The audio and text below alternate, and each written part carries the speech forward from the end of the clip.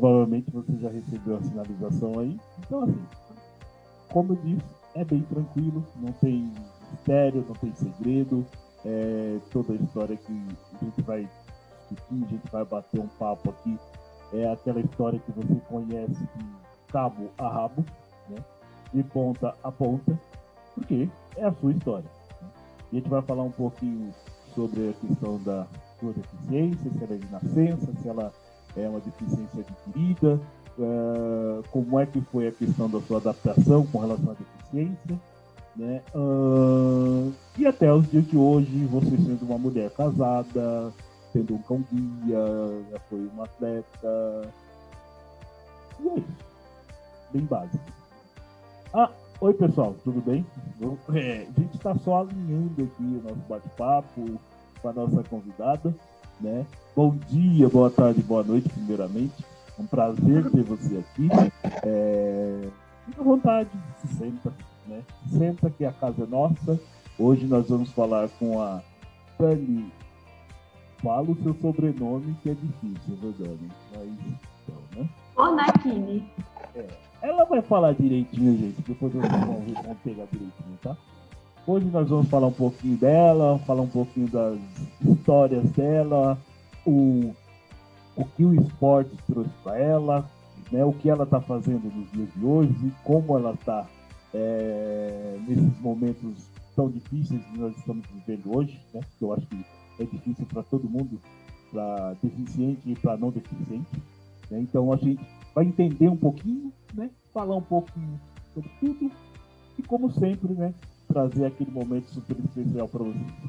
Se sentem, fiquem à vontade, vocês estão de casa. Agora vamos falar um pouquinho com a nossa convidada, né? Olá, Dani, tudo bom? Olá, tudo bem? Tudo bem, povo? Bom dia. Sempre foi meu sonho falar isso. Bom dia, boa tarde, boa noite, para quem está nos ouvindo, nos vendo, enfim. Tá vendo, olha? Tá vendo? Esse canal também realiza sonhos, tá vendo?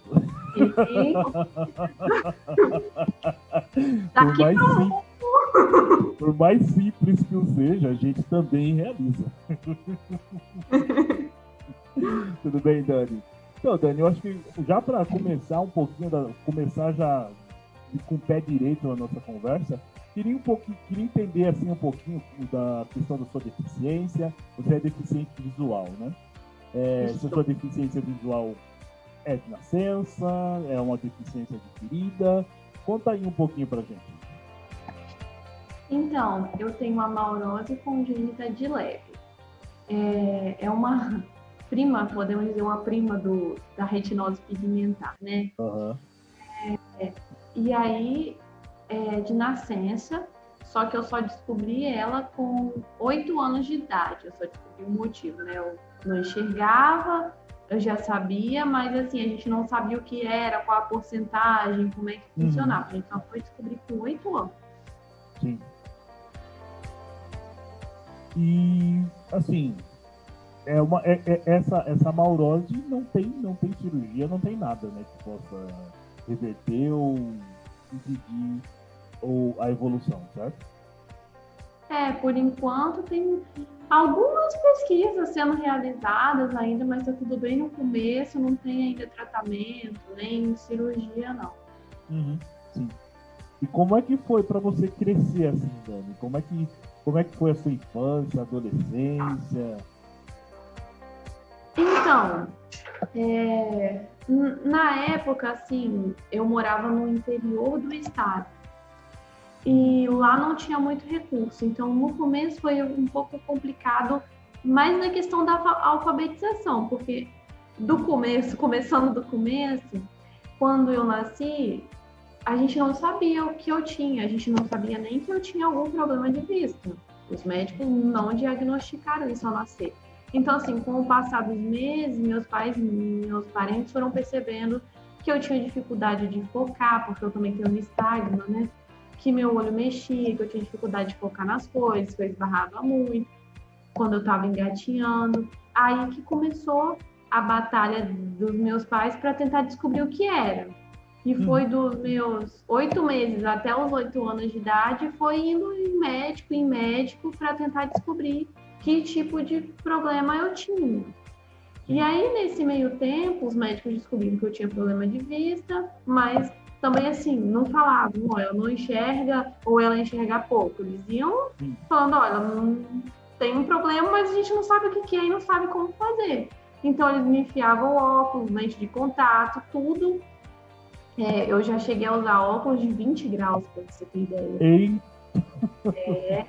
Lente, tudo, e eu não conseguia enxergar. Simplesmente assim, na época, eu até conseguia ter noção de claridade e coisas bem grandes e fortes. Tipo assim, o preto no branco, a cor preta no papel branco, eu consegui identificar algumas coisas.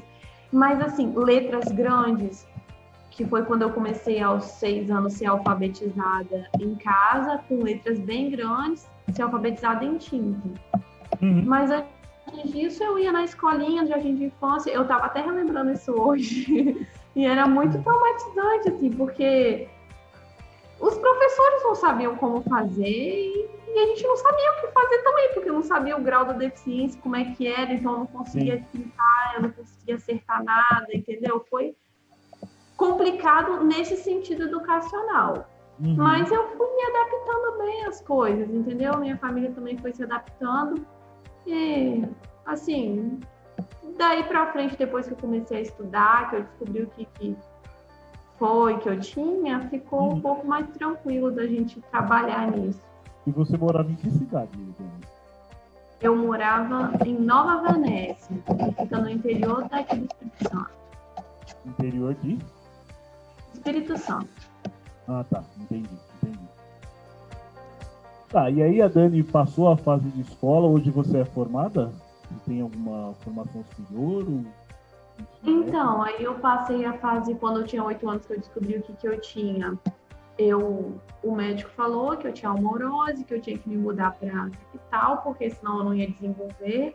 E aí, inclusive lá em Nova Venécia, eu cheguei, meus pais me levaram até na APAE, né, para ver se eles podiam me ajudar, mas eles não me aceitaram também. E aí eu mudei para cá e comecei a aprender o Braille na capital Vitória. E comecei a estudar o Braille a partir de aí. E depois eu comecei a aprender a mexer no computador e hoje eu sou formada em nutrição.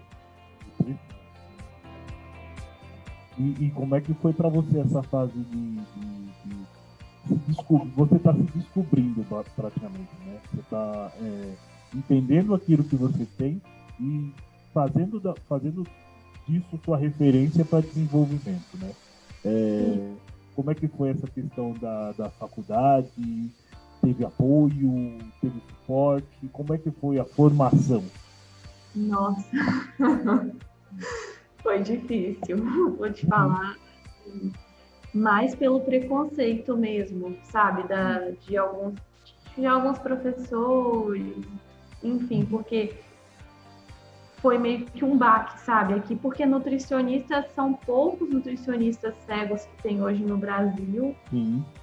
E quando eu entrei nessa área, na verdade, foi que eu fiz inscrição pelo ProUni, consegui uma bolsa de 100% e fui estudar numa escola particular. Imagina, pobre, cego e bolsista. Era o combo completo. Pois é. Então, assim, era muito difícil, porque, para você ter ideia, a primeira vez que eu cheguei para me matricular e tal, o que eu ouvi foi: mas cego fazendo um curso da área da saúde?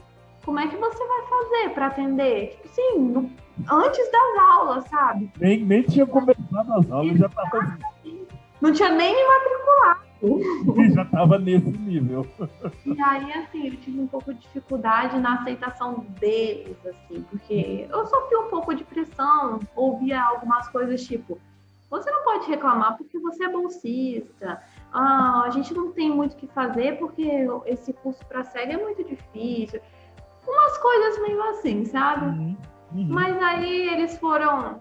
Um dia eu cheguei para uma certa pessoa e falei assim: ó, eu vim de escola pública isso daqui para mim é fichinha. Então, assim, eles foram vendo que ficou bem mais... Era pior que a situação, né? Ninguém consegue quebrar a gente muito fácil. E assim, eu também nunca me vitimizei, nunca... Sempre lutei pelo que eu queria e sempre assim, nunca fui de ser coitadinha, eu sempre me esforcei mais que todo mundo. Aliás, isso até chega a ser às vezes um problema, porque às vezes eu tinha o direito de pedir ajuda, eu tinha o direito de ser melhor atendida e não fiz essa opção para ninguém pensar assim, tá ganhando isso, tá recebendo ajuda, porque é cega, sabe? Ajuda na questão de material adaptado, de alguma coisa assim. Sim. Mas aí do meio pra frente, quando o povo foi vendo que eu ia terminar mesmo, que não ia ter jeito... E não ia fazer você, não ia ter como você desistir, né? Isso. As coisas foram ficando mais fáceis e aí eu consegui me formar. Com louvor.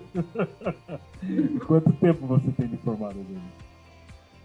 Eu me formei em agosto de 2019. 2019? E de lá pra cá, o que você anda fazendo? Então, eu fiz uma pós em comportamento alimentar, que trata um pouco de transtornos alimentares. Terminei uma pós de saúde pública também. E atualmente eu trabalho na Secretaria Estadual de Saúde. Eu sou nutricionista da Vigilância Alimentar e Nutricional. Tá vendo? Vamos dizer assim, o galho era grosso, né? Não era tão fácil de quebrar, não. Olha, quando eu comecei a trabalhar, me deu vontade de mandar mensagem para todas as pessoas, sabe? Que diziam que eu não ia conseguir. Só para dar aquele hello. Tirar uma foto na mesa, então, né? Onde eu tô. Mas assim, a gente lutando, a gente consegue as coisas. A gente sempre tem os que vão dizer que não dá, mas sempre tem as pessoas também que vão ajudar. E eu tive amigos que foram muito, muito fiéis e fizeram muito por mim, sabe? Muito de ler apostilas inteiras para mim, de explicar imagens, de fazer tudo. Então, assim, eu não tenho o que reclamar. Eu acho que entendo bem isso, que também a minha formação foi uma formação difícil no sentido de ser questionado também, né? Tipo, eu sou psicólogo, né? E sempre ouvi, mas o questionamento era sempre esse também, né? Tá, mas como é que você vai atender? Assim, eu não sei o que eles pensam, sabe? Parece que nosso cérebro é meio diferente pelo que as pessoas pensam. Igual eu lembro nas aulas de citologia, que tinha que visualizar no microscópio as coisas, aí o professor ficava assim, mas como você vai ver? Eu falei, mas essa é a questão, eu não vou ver, mas se você me explicar, isso é o jeito que eu trabalho. Então, assim, do jeito que eles estão vendo, eu visualizo se você me explicar. E parece que as pessoas têm um pouco de dificuldade de entender isso, do nosso modo de visualizar as coisas. Isso. E é muito estranho isso, porque assim, parece um descrédito, né? Porque assim, eu tinha muito a questão na aula de fisiologia mesmo, né? E viu o tracinho da fibra do músculo. Sim. E aí o professor tá lá explicando, aí você para assim, ele fala, você tá entendendo? Não, tô entendendo. Você quer que eu explique mais algum detalhe? Não, explicando tá ótimo. Eu tô entendendo tudo. Sim. Aí daqui a pouco dá aquela parada assim, você fica, mas você tá entendendo mesmo? Não, parece que se você não tá enxergando aquilo, é o fim do mundo. Você não consegue fazer mais. Aí te dá aqueles 5 minutos e você fala assim, peraí um pouquinho. Então eu vou te explicar o que você explicou pra mim, tá? Eu vou desenhando aqui no ar e você vê se tá certo. Aí você faz exatamente o que ele falou. Você desenha exatamente ali no ar, exatamente o que ele falou. E agora você tá convencido? É isso mesmo. Não, e tinha coisas, eu lembro que o pessoal tinha muito medo na questão da aula de avaliação nutricional, né? Que tinha que pegar o adipômetro, mexer no músculo da pessoa. Eu ensinei gente da minha faculdade a fazer isso. Tipo assim, eu aprendi muito fácil, mas parecia que ia ser o fim do mundo, que eu nunca ia aprender. Parecia que eles tinham medo de eu, não sei, pegar a parte errada. Não... Mas assim... Pegar, em vez de pegar, medir, pegar o adipômetro e pôr na barriga, não, pôr na testa da pessoa. Pois é. Ai, gente, vendo assim, você até ri, né? Porque é uma coisa tão... assim, se você contar, você não acredita, mas você só acredita porque você viveu aquilo. Exatamente. E hoje você atende como nutricionista ou não? Eu faço alguns atendimentos hoje online, né? Porque com essa questão da pandemia, mas nunca foi meu foco. Eu sempre gostei dessa área que eu tô mesmo, da saúde coletiva, da parte da saúde pública. Mas eu atendo sim, tem alguns pacientes felizes aí. Mas, Dani, temos também um outro perfil. A Dani disse que é atleta, é atletista. Como é que é isso? Conta aí pra gente. Então, eu até quis fazer nutrição por causa disso, porque eu corria, aliás, a atividade física, assim, pra mim começou quando eu tinha uns 17 para 18 anos. Eu nunca tinha feito exercício físico. Nas escolas, os professores tinham muito medo de colocar eu para fazer alguma coisa, então eu nunca fiz nada na educação física, de esporte. E aí eu fui apresentada ao atletismo, me apaixonei e achava a nutrição muito cara, né? Aí eu falei, eu vou ter que ser nutricionista, porque pagar vai ser caro demais. Você é educador físico, acho que é mais fácil. Quem sabe, né? E aí, assim, eu fui do alto rendimento. Hoje eu não posso dizer que eu sou, por causa da pandemia, eu tô há 1 ano fazendo só funcional e treinando defesa pessoal mesmo, mas eu fiquei no alto rendimento, fui do ranking campeã dos 5.000 metros já, do peso, enfim, tem alguns resultados. Gente, ou seja, né? Nós estamos falando com um atleta não é um atleta qualquer, é um atleta de ponta. Já tive meus bons momentos. Mas aí, como é que o atletismo trouxe para você? Né? Quais foram as suas maiores, vamos dizer assim, referências? O que você... aquela sua primeira vitória, pô, ganhei meu. Nossa! Caraca, velho, é verdade mesmo. Agora você me fez viajar, viu? Porque foi o que eu falei, eu comecei a fazer atletismo, na verdade, por recomendação médica, porque eu era muito descoordenada. Tipo assim, eu começava a andar do lado direito da rua, quando eu percebi, eu já estava lá do outro lado, sabe? Eu não tinha muito essa noção de espaço. Tava quase andando tava quase voltando de onde veio. E aí eu fui pro atletismo. E logo quando eu comecei a fazer o atletismo, a gente vai fazendo teste para ver o que prova a gente é melhor e tal. E aí eu fui para a prova de campo, que foi pro peso, e para a prova de pista, na época eu comecei nos 100 metros. E aí foi minha primeira competição foi as Paralimpíadas Escolares, eu lembro até hoje. Primeira vez que eu andei de avião, primeira competição, fui para São Paulo, sem meus pais, sem ninguém que eu conhecia, assim, de referência, né? Só com meus colegas, treinadores, enfim. E aí, nessa competição, eu fui inscrita para os 100 metros e para o peso.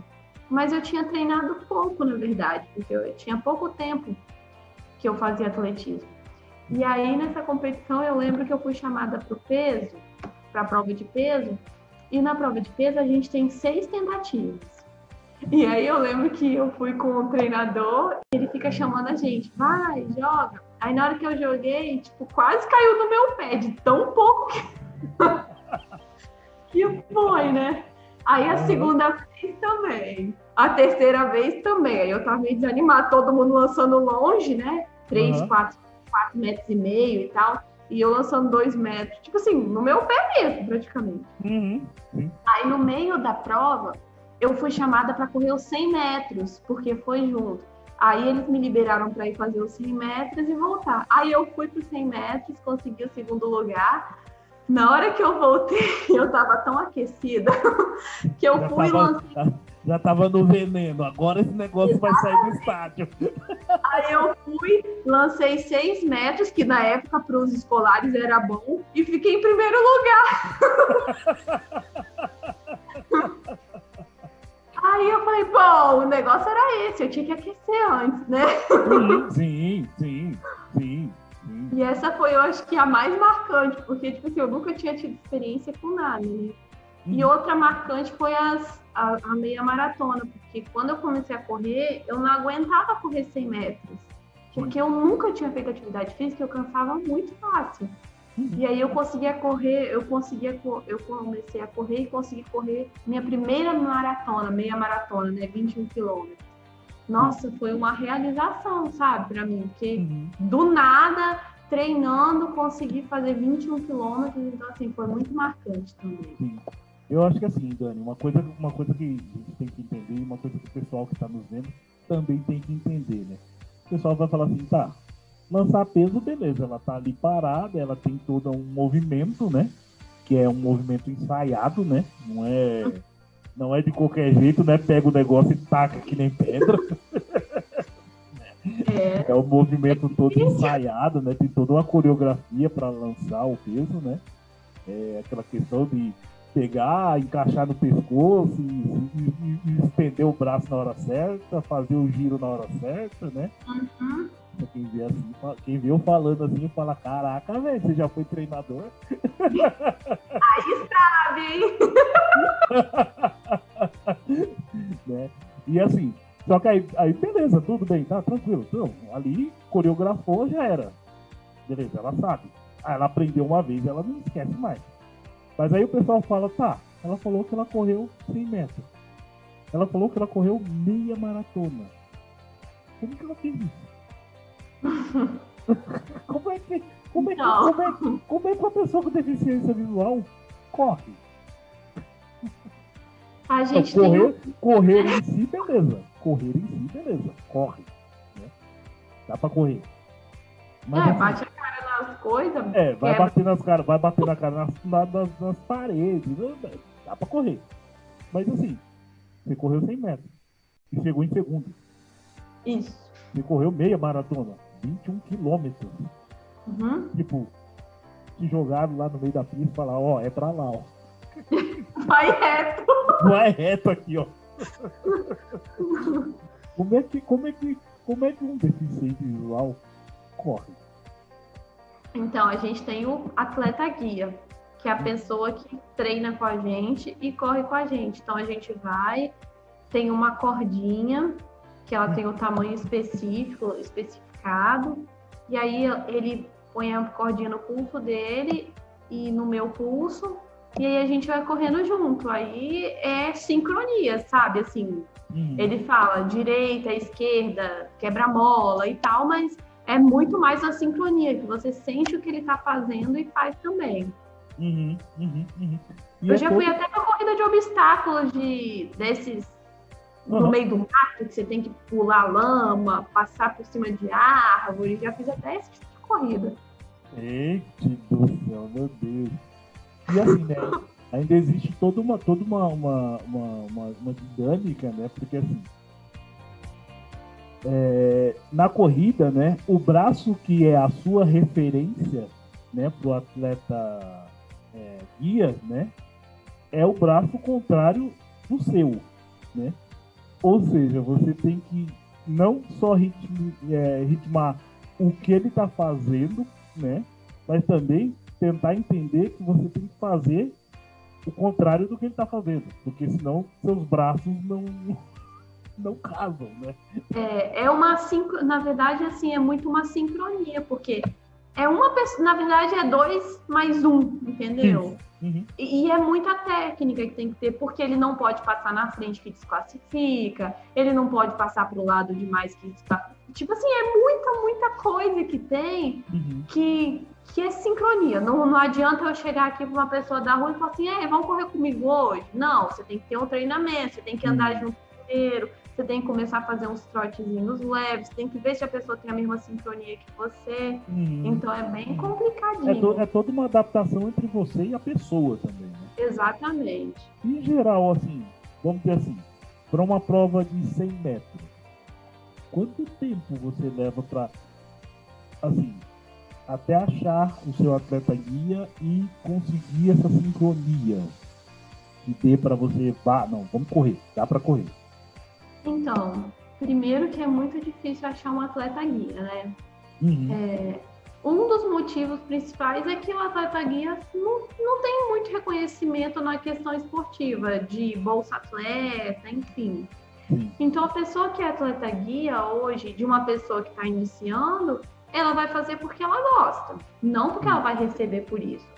Então, tem a questão do horário, a pessoa trabalha, a outra estuda, aí não dá para treinar esse horário, não dá para treinar o outro horário. Então, assim, a primeira dificuldade é achar o atleta guia. Achando o atleta guia, você tem que dar graças a Deus, fazer de tudo para se encaixar o tempo mais rápido possível. Sim. Mas, assim, você tem que fazer pelo menos, assim, na situação atual, né, de questão que você não pode escolher muito, que você... Acho que um mês você treinando com a pessoa, você percebendo a sincronia dela, você consegue correr. Você não vai chegar à sua perfeição, porque não vai conhecer 100% a pessoa. Mas claro, você consegue já fazer uma corrida. E como é que foi assim?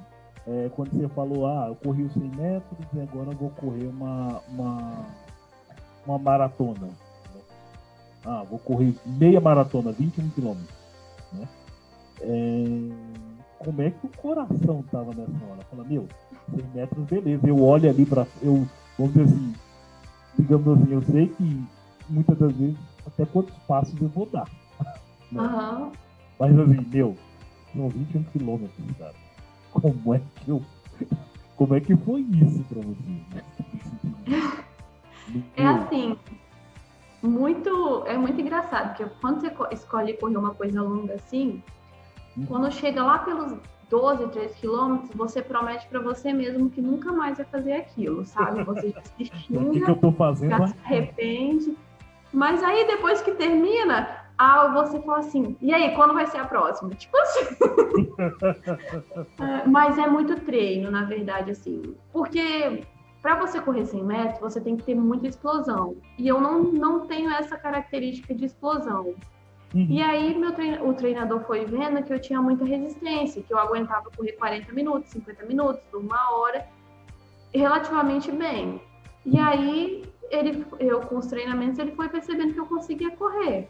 Mas para você correr 21 km também não é assim, sabe? Chegar hoje e falar assim, que tal correr 21 km amanhã? Você tem que ir treinando. Claro. Não, porque tem gente que faz isso, tá? Eu já participei de muitos com uma meia maratona aí que o povo foi achando que era coisa simples e quase infartou. Quase morreu no primeiro 5 quilômetros. Pois é. Então, assim, é com muito treinamento mesmo. Você vai, você tem... Só que é isso mesmo, você chega nos 10, 12 quilômetros, você tá super arrependido, mas depois você se vence, né? Vale a pena você ver o que você venceu, o obstáculo, aquilo tudo. Caraca, correr 21 quilômetros é como daqui onde eu moro até a capital. Sabe assim, você começa a fazer esse tipo de analogia, caramba, e tal lugar, você fala assim, não, o corpo aguenta isso. Então é uma coisa muito legal. Legal. Dani, assim... E eu não chegou até mim que você também faz corrida com cão guia, ou não? Não, corrida com cão guia eu não faço não, mas eu tenho um cão guia. E como é que foi para você esse cão guia, essa conquista que é tão assim, digamos assim, né? Difícil aqui. São pouquíssimas pessoas que têm esse privilégio, e a gente estava até discutindo com o convidado anterior a questão do custo-benefício, né, do cão, né, no sentido de não é só ter um animal, né, e também tem todo um custo, né. Apesar que uma coisa que eu penso aqui efetivamente aqui no Brasil é que assim, para você ser deficiente visual, primeiro você tem que entender como é que estão suas finanças.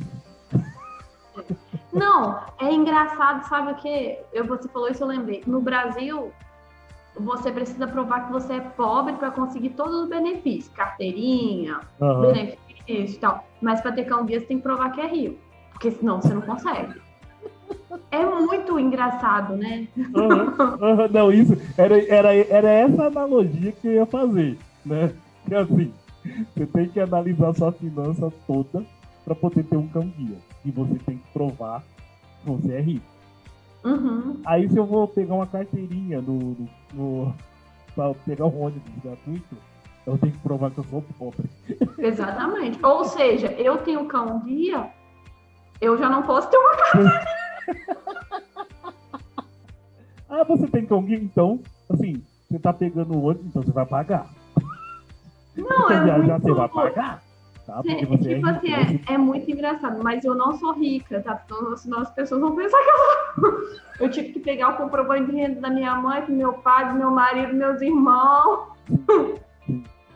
Quase não tem um FIES, tipo assim, que você tem que pedir financiamento e ver quem vai. Eu tive que quase pegar um fiador. Quase que teve que chamar um fiador para poder ter um cachorro. Exatamente. Mas assim. O cachorro, qual foi o caminho para você conseguir o cão? Mas faz sentido. Porque depois que você tem, você entende. Assim. Você tem um processo seletivo muito rigoroso que você tem que passar, porque realmente, para você ter cão-guia, você tem que saber já andar sozinho, saber andar de bengala. Porque muito cego mesmo acha que o cachorro é tipo um GPS, sabe? Sim, você sai daqui ele sabe, você levanta, pega ele, sai, você não precisa nem falar para onde você vai. Quero ir na Estação da Luz, pronto.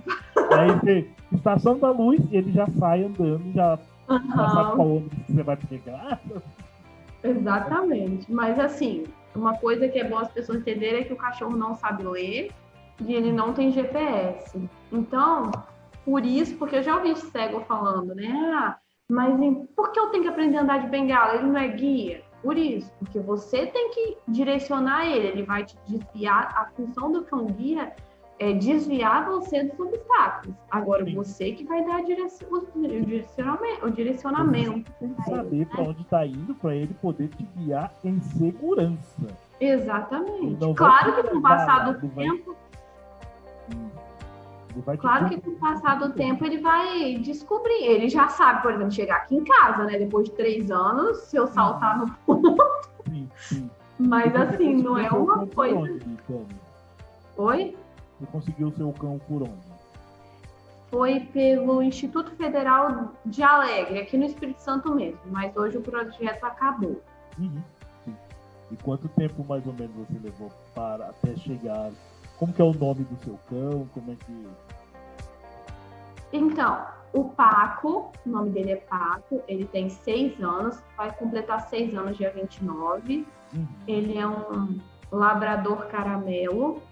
E aí, como é que funciona? Desde os 18 anos que a pessoa pode se inscrever para ter um cão-guia, que foi o que eu fiz. Foi um sonho que eu sempre tive. Só que foi um dos que eu achei que eu nunca ia realizar, para te falar a verdade, porque é tão difícil. E aí, quando foi em 2014, abriu aqui no Instituto Federal de Alegre o curso de treinador e instrutor de cão-guia, que era o curso que os alunos iam aprender a treinar cães-guias para deficientes visuais. E aí foi quando eles abriram um processo para cá, para o Espírito Santo, em 2014.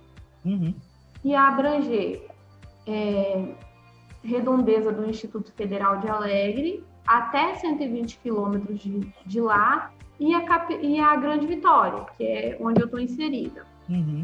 E aí, isso foi em 2014. Em 2017, saiu a primeira chamada das pessoas contempladas. E eu lembro até hoje que eu não fazia a mínima ideia, eu já tinha até esquecido, para te falar a verdade, que eu tinha feito essa inscrição. Aí eu comecei a receber mensagem assim: você viu? Seu nome saiu. Eu falei, gente, meu nome saiu? Aonde que meu nome saiu? Aonde, gente? Como assim? Meu nome saiu? Como assim? Aí eles falaram, entra lá no Instituto Federal de Alegre, seu nome saiu para ter o cão guia, e eu não conseguia achar a página, nervosa pra caramba, aí me mandaram o edital, eu tava até fazendo estágio na época. Em 2017 eu tava fazendo estágio de nutrição. E aí eu lembro que eu vi meu nome, eu dei um berro que eu quase fui demitida. Meu Deus! Ai, meu Deus, eu não acredito! Foi muito. É assim, porque eu não esperava, eu não tinha a mínima noção do que era ter o cão guia, porque eu nunca tinha conversado, para dizer que eu nunca, uma vez, 2010, 2011, eu encontrei um cara que tinha cão guia aqui no estado, mas foi uma conversa bem rápida, eu não tinha contato com quem tinha. Sim. E aí foi quando eu vi os documentos que eu tinha que enviar um monte de documento, que era um processo seletivo mesmo, tipo de concurso. Sim. E aí depois eu passei para a segunda fase, que foi quando eles vieram aqui ver se eu andava sozinha, minhas condições financeiras. E aí a terceira fase, que é treinar com cão, que dura um mês. 3 semanas é lá, onde eu aprendo os movimentos, direita, esquerda, frente, procura, todos os movimentos que eu tenho que fazer e todos os direcionamentos. Essa palavra tá difícil, hein? Direcionamentos que eu tenho que dar para o cão. E uma semana é aqui fazendo o meu trajeto. Sim. Foi de onde eu vou, de casa para a faculdade, de casa para o treino, de treino para a faculdade. E aí, tendo isso, eu me formei com louvor e tive meu cão guia. Aí você recebeu o certificado de guia de crente. Usuária de cão guia. Sim. Muito legal, muito legal. Também tive muita vontade, né? Só que até assim, só que o caminho que eu tentei fazer foi meio que assim.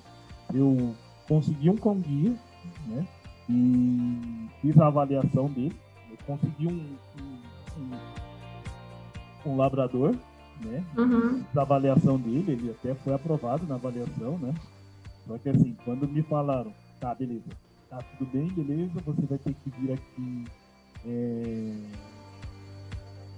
você vai ter que vir aqui 5 vezes na semana, tá? Só que assim, pra você ter ideia, eu moro em Guarulhos, São Paulo, e eu tinha que ir pra Embu das Artes. Ou seja, assim, mais ou menos assim, chutando alto de 80, 90 quilômetros. Nossa. Ou seja, dava 2 maratonas. Mas era quem que treinava? Era não era nem um instituto, era tipo um canil mesmo daqui de São Paulo, lá de Embu, né? Era um centro de treinamento, mas era meio que um centro de treinamento particular. Né? Ah, ainda bem que você não foi. Então, depois de falar. Porque assim, na verdade, é porque as pessoas, na verdade, acham que é um pouco mais simples do que realmente é. Por quê? Porque para as pessoas é só ter um labrador e treinar o labrador. Mas não é bem assim. Na verdade, você tem um labrador, você tem que ver se a maior parte dos labradores tem uma doença chamada displasia, que ela por si só já desclassifica. Para você ter ideia, o Instituto Federal de Alegre comprou 40 cães, né, o governo federal. 7 serviram para ser cão-guia. Porque reprova muito. Muitos são medrosos, muitos ficam muito agitados e não tem como socializar. Então, tudo isso... E aí não é só assim, treinei um cão, vou dar para o Neymar. Não. Esse cão tem a característica dele. Se ele for muito agitado e você for muito devagar, não vai combinar. Então, assim, tem a questão do perfil também. Sim. Por isso que essas coisas mais individuais não costumam dar muito certo, porque às vezes o cachorro até, tudo bem, o cara pode até treinar o cachorro bem, mas talvez ele não tenha nenhum do seu perfil, então você não vai nem conseguir, talvez você é muito rápido e ele vai ser muito devagar, talvez você é muito devagar e ele é muito rápido, então tudo isso é levado em consideração. E olha que eu já vi nego sofrendo com isso, viu? O cachorro tá arrastando a pessoa. Se olhar, dá até pena, assim, tipo, meu, 2 tempos esse cachorro vai matar essa pessoa, né? Não, e é muito engraçado como quando é bem casado dá certo, porque o Paco, ele tem o ritmo dele. Quando eu ponho o arreio nele, que é quando ele sabe que tá guiando, ele já vai pro meu ritmo automaticamente. É Uhum, muito uhum. engraçado. Às vezes, quando eu quero andar até mais rápido, é até difícil, que ele fala assim, tipo assim, isso daí não é seu ritmo. Fala assim, Siga o seu ritmo. para que você não tá correndo. Exatamente. Para que eu sou cão guia, eu não sou atleta guia. É isso É bem mesmo. diferente, né?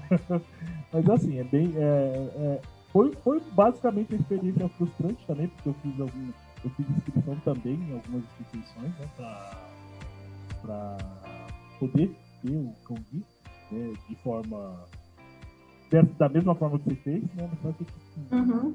não tem resposta. E isso já fazem 8 anos. Você já fez no Instituto Magnus? Não, eu acho que nesse não. Pois é, esse daí é em São Paulo mesmo. Sim, sim. E eu acho que você vai conseguir com mais facilidade. Fica a dica, vou tentar no Instituto mais. Para vocês que estão assistindo também, Acho que Instituto Magnus, depois a gente coloca o link da página, tudo certinho na descrição, tá, galera? Pra todo mundo ir lá e bombar o Instituto. Não que não já seja bombado, né, gente? Mas tem lá a gente na espera. Exatamente. Mas faz sua inscrição primeiro. Isso. Aí eu queria só saber de você, Dani. Você falou que você é casada, né? Você é casada. Sou. Você é casada, né? Como é que aconteceu essa história? Como é que foi tudo isso? Eu sou casada tem 9 anos. Casei nova, por 19 anos eu casei. Uhum. E... Gente, vocês já fizeram os cálculos, né? Uhum. Já, tá bom, beleza. Já sabe quantos anos. Oi? Já fizeram os cálculos, já sabe quantos anos ela tem. Não sei se eu fiz o cálculo certo, né?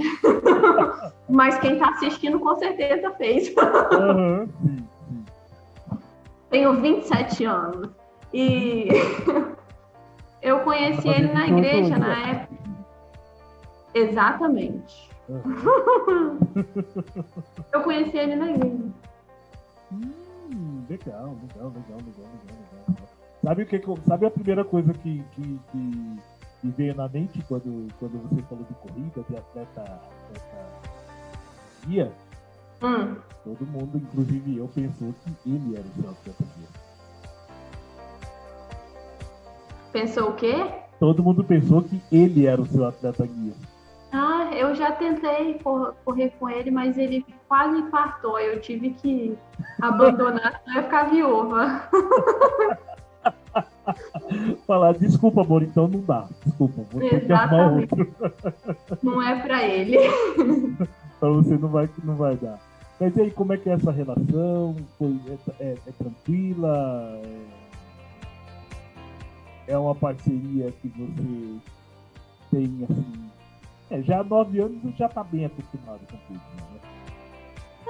É tranquilo. É porque as pessoas pensam que quando a gente casa com alguém que enxerga, a gente é super mimado, né? Uhum. Mas não, é homem em qualquer lugar, desculpem os homens. E é assim, é tranquilo, ele não... Porque assim, quando eu falo que meu marido enxerga, as pessoas falam assim, nossa, que bonzinho! Gente! Existe também essa coisa, né, do... mas você é cego, você é casado com cego, né? Você é casado, porque assim, só pode ser parzinho, né? Você não pode destonar, né? Você tem que... Se você é cego, você tem que casar com cego. Se você é cadeirante, você tem que casar com cadeirante. Mas é uma relação tranquila, assim, ele se adaptou a mim, eu me adaptei a ele, é super normal. Ele esquece que eu sou cega muitas vezes, na verdade, mas é assim mesmo. Não vai me dizer que ele já te esqueceu dentro da loja quando ele foi comprar. Sim. Agora que eu tenho pago, que eu sou uma pessoa totalmente 100% independente, que eu vou para qualquer lugar, mas até hoje, quando ele me leva pro serviço que tem que me buscar, tipo assim, né? Me busca aqui. Aí eu mando uma mensagem, não me esqueça.